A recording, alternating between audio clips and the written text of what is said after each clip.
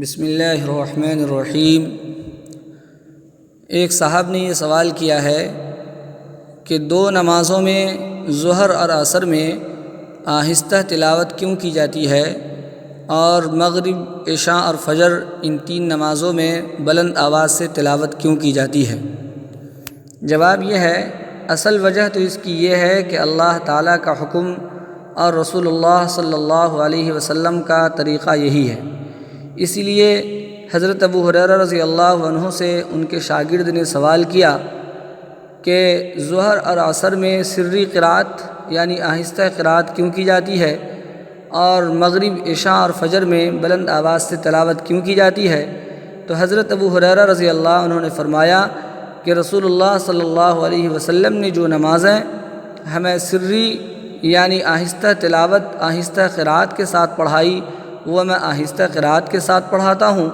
اور جو نمازیں آپ صلی اللہ علیہ وسلم نے بلند آواز سے تلاوت کے ساتھ پڑھائی یعنی جہری قرات کے ساتھ پڑھائی وہ میں جہری پڑھاتا ہوں۔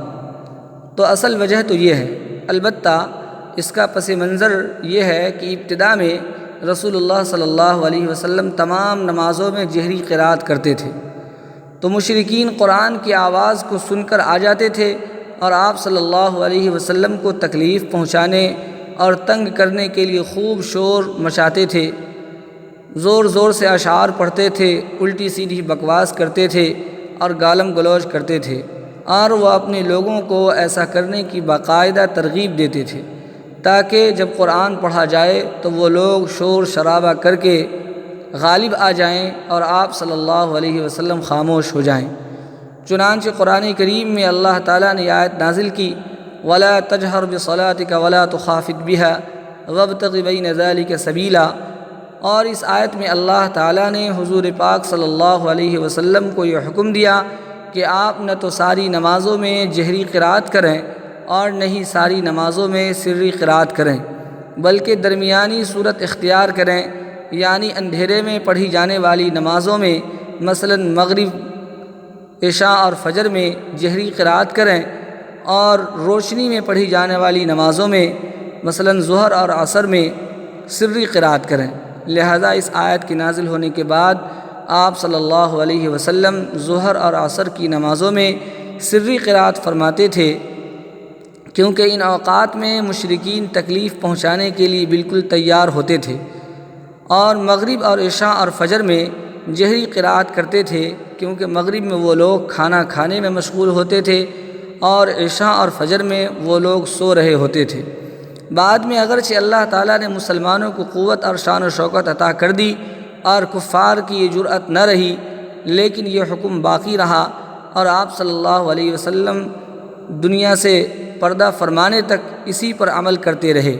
اسی لیے فقہا نے امام کے لیے فجر، مغرب اور عشاء میں جہری قرات یعنی بلند آواز سے قرات اور ظہر اور عصر میں سری قرات یعنی آہستہ آواز سے قرات کرنے کو نماز کے واجبات میں شمار کیا ہے۔ رہا یہ سوال کہ دن کی نمازوں میں جب آہستہ تلاوت ہوتی ہے، سری قرات ہوتی ہے، تو عیدین کی نمازیں اور جمعہ کی نماز بھی دن کے اندر ہوتی ہے، پھر بھی اس میں جہری قرات، بلند آواز سے قرات کیوں کی جاتی ہے؟ اس کا جواب یہ ہے کہ عیدین اور جمعہ چونکہ مدینہ منورہ میں اس کا قیام ہوا اور وہاں مشرکین کے مخالفت کا کوئی خوف نہیں تھا، اس لیے وہاں بلند آواز سے اس میں تلاوت کی گئی اور اسی پر آپ صلی اللہ علیہ وسلم کا عمل رہا۔ یہ باتیں حاشیۃ الطحطاوی علی مراقی الفلاح کے اندر بھی ہے اور اعلاء السنن کے اندر بھی ہے۔ چنانچہ اعلاء السنن میں لکھتے ہیں، والأصل أن النبي صلى الله عليه وسلم كان يجهر بالقراءة في الصلاة كلها في الابتداء، وكان المشركون يؤذونه فأنزل الله تعالى ولا تجهر بصلاتك ولا تخافت بها، أي لا تجهر بصلاتك كلها ولا تخافت بها كلها، وابتغ بين ذلك سبيلا بأن تجهر بصلاة الليل وتخافت بصلاة النهار، فكان يخافت بعد ذلك في صلاة الظهر والعصر لأنهم كانوا مستعدين الإيذاء في هذين الوقتين، ويجهر في المغرب لأنهم كانوا مشغولين بالأكل، وفي العشاء والفجر لأنهم كانوا نائمين، وجهر بالجمعة والعيدين لأنه أقامها بالمدينة وما كان للكفار بها قوة الإيذاء وهذا العذر وإن زال بكثرة المسلمين فبقيت هذه السنة لأن بقاء الحكم يستغني عن بقاء السبب۔ تو یہ باتیں اعلاء السنن کے اندر بھی ہے اور حاشیۃ الطحطاوی علی مراقی الفلاح کے اندر بھی ہے۔ والسلام علیکم ورحمۃ اللہ وبرکاتہ۔